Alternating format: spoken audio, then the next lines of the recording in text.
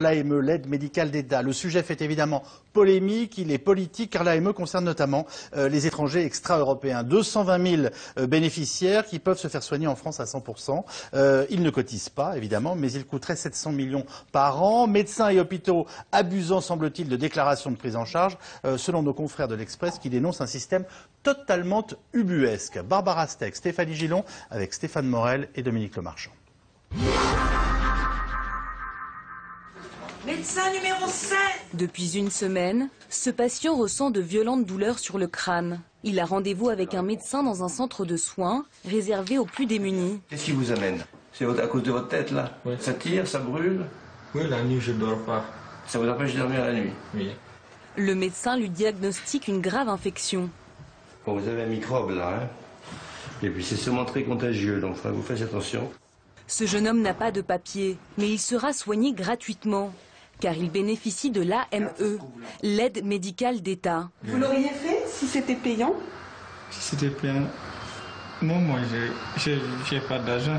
Chaque année, ils sont plus de 220 000 à bénéficier de cette aide. Les conditions, être en situation irrégulière, résider en France depuis plus de 90 jours et toucher moins de 661 € de revenus par mois. Dans ce service d'un grand hôpital parisien, 5 patients originaires d'Europe de l'Est sont traités pour une tuberculose multirésistante, une maladie très contagieuse. Pour ces malades, l'État prendra également tous les soins en charge.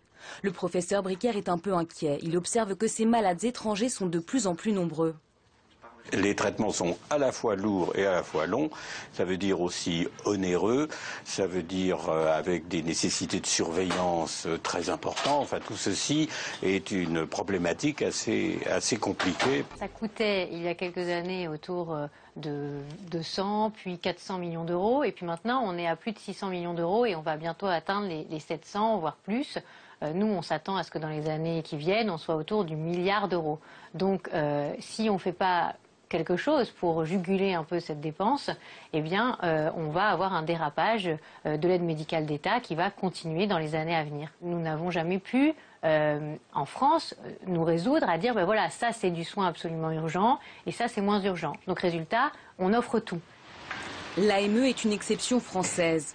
Et pour Claude Goesgen, spécialiste du sujet, cette aide engendre des inégalités de traitement.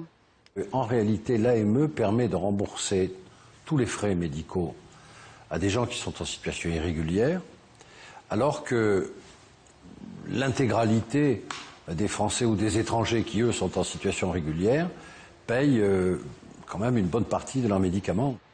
Pour lui, il y a trop de dérives et pas assez de contrôle. Il y a eu des abus dans les hôpitaux, près de 100 millions l'année dernière que nous avions détectés, qui sont repartis vers les hôpitaux, parce que les hôpitaux, sachant l'État meilleur payeur que la sécurité sociale, gonflaient un petit peu leurs factures. Il y a incontestablement des abus chez les généralistes, où vous avez des fraudes qui sont considérables. On s'est donc heurté à l'ordre des médecins. Moi, je pense que dans une période où la sécurité sociale est en difficulté, il y a quand même des économies à faire sur ce sujet. Pas la supprimer, car il y a effectivement une prophylaxie à respecter, mais on pourrait quand même récupérer très facilement 300 à 400 millions sur l'AME.